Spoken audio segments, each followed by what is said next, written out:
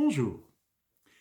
Dans ma dernière vidéo consacrée à la pionnière de l'aviation Adrienne Bolland, à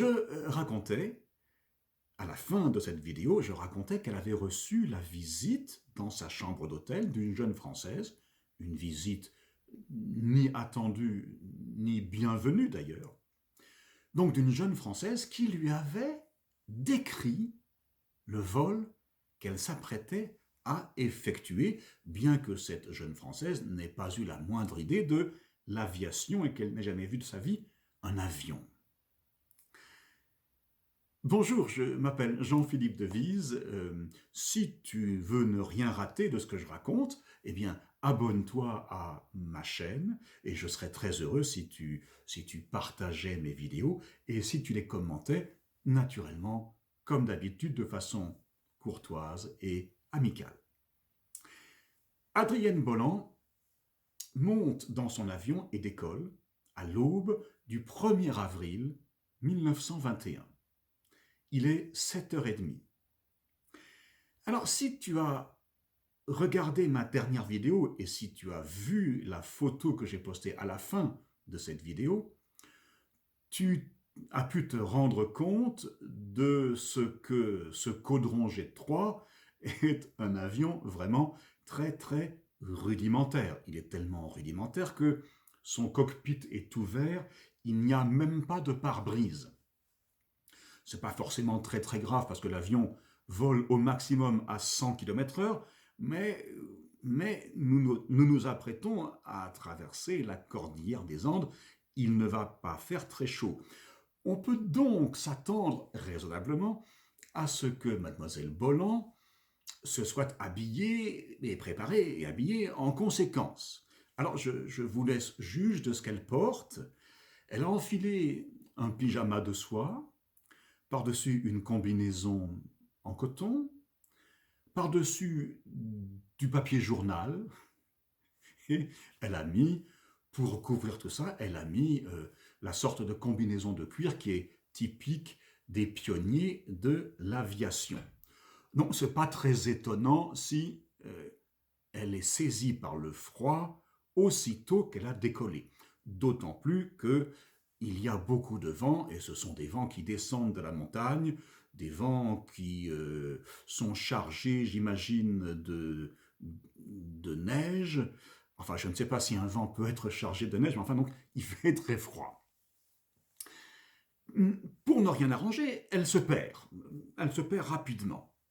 Et des turbulences secouent l'avion dans tous les sens. Tout à coup, elle aperçoit une vallée. Elle s'engouffre dans cette vallée, elle la suit, elle espère trouver un col à l'extrémité de cette vallée. Mais soudain, sous ses ailes, elle découvre un lac qui a la forme et la couleur d'une huître. Elle avait totalement oublié la conversation de la veille dans sa chambre d'hôtel, et maintenant, d'un seul coup, ça lui revient, tout lui revient.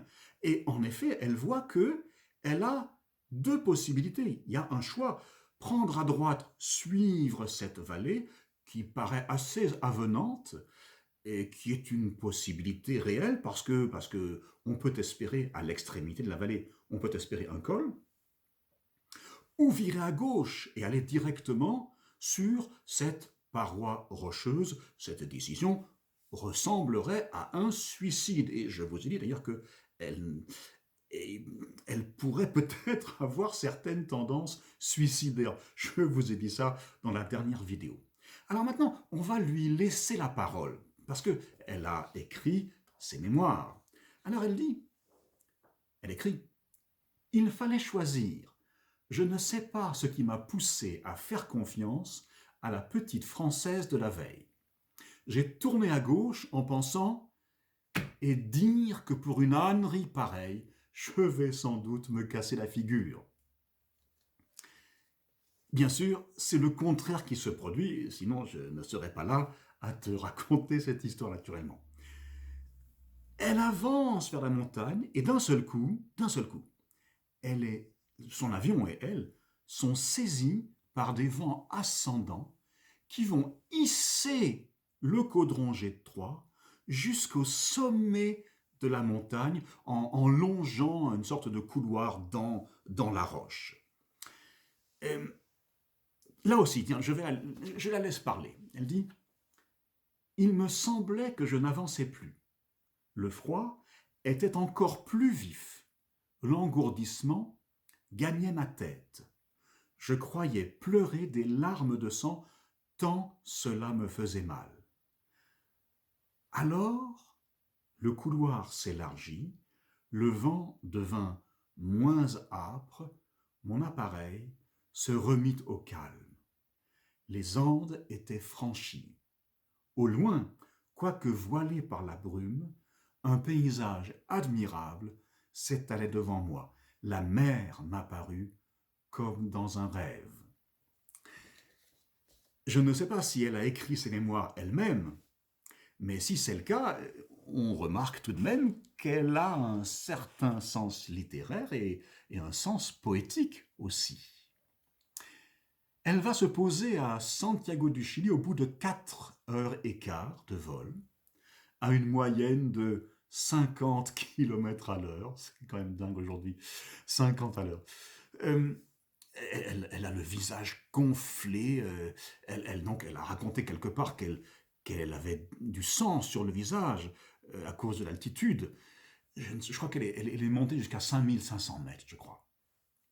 5500 mètres sans protection, enfin rien, c'est dingue. Et puis, elle a appris, peu après, que cette jeune Française avait été envoyée par un médium.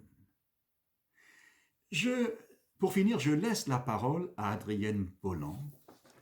Elle dit « Cette histoire est extraordinaire et pourtant, elle est vraie. Tirez-en la conclusion que vous voudrez.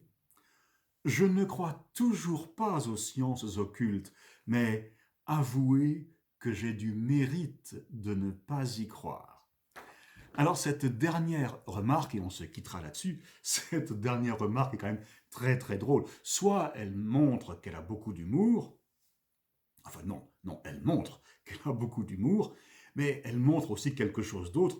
Elle est caractéristique, cette remarque, de notre capacité que nous avons, nous, les êtres humains, à ne pas croire ce que nous voyons et ce que nous entendons, même si ça nous a sauvé la vie, dès que ce que nous voyons et entendons ne correspond pas à notre idéologie ou à nos préjugés.